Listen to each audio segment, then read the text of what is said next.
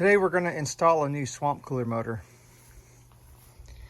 I actually already have the old swamp cooler motor out. Here it is. It still works.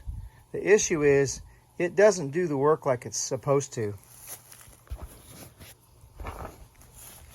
This right here is the old pulley.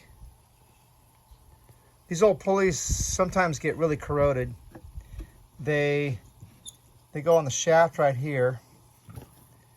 There's a flat spot where my thumb is. There's a set screw right there.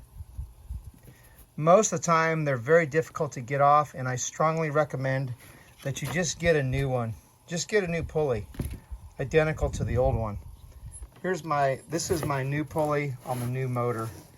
Most important part is shaft diameter. Make sure your pulley lines up, is the correct shaft diameter. This, I believe, is a 1/2 inch shaft.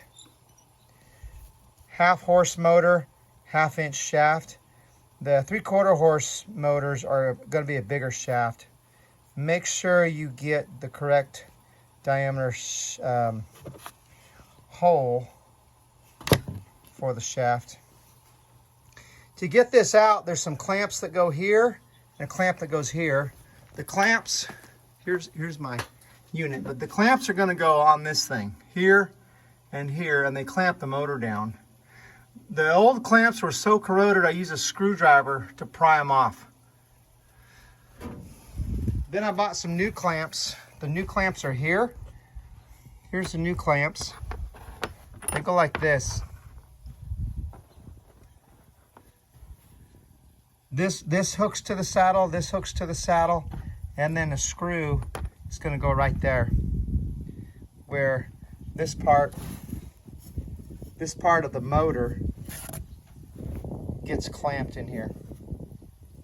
I'll show you that when I get it assembled.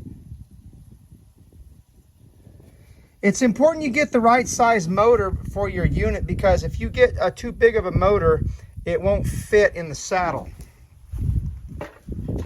This is your saddle, here and here.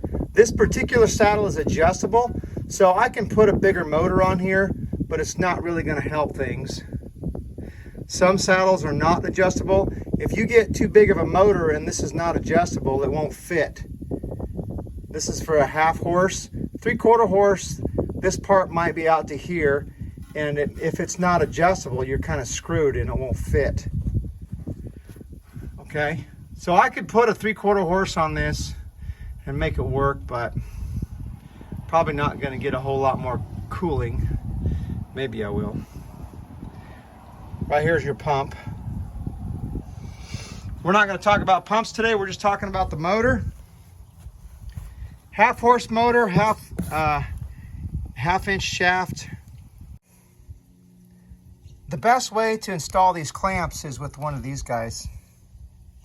These are screwdrivers or multi-purpose screwdrivers. See, this guy actually is inserted here. They work great for these smaller projects because of this. The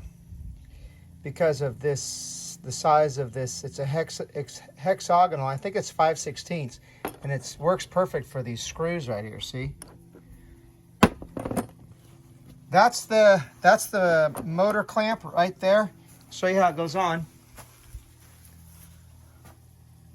Right there like that.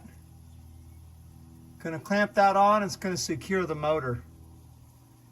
Yeah, I'm gonna put them both on and then I'll show you. So my motor clamps are secured here. There's one on both sides. And again, I use the screwdriver multi-hand tool for that bolt right there to tighten them up. And I'm gonna tighten them up more here in a second.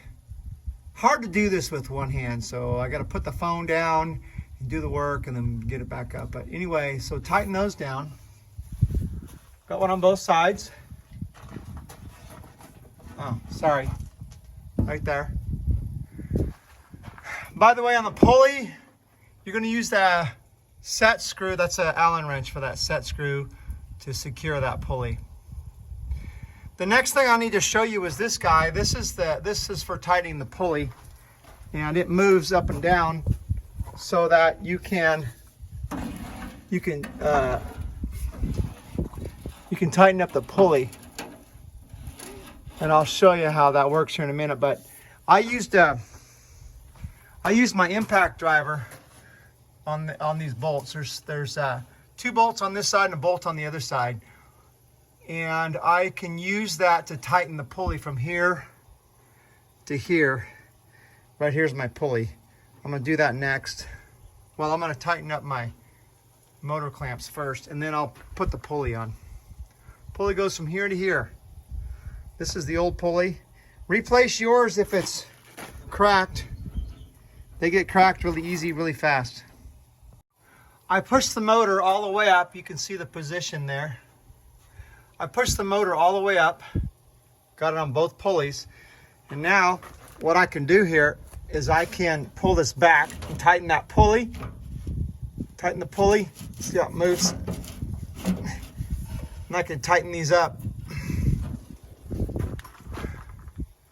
So I'm gonna do that next. It takes 2 hands, and I'll show you. There's another bolt over here you gotta loosen. Loosen this guy right here. I use the impact to tighten this guy up and this guy up. Make sure that this belt, you should only have about less than 1 inch of play on that belt. That's how tight it should be. Less than 1 inch of play in the middle.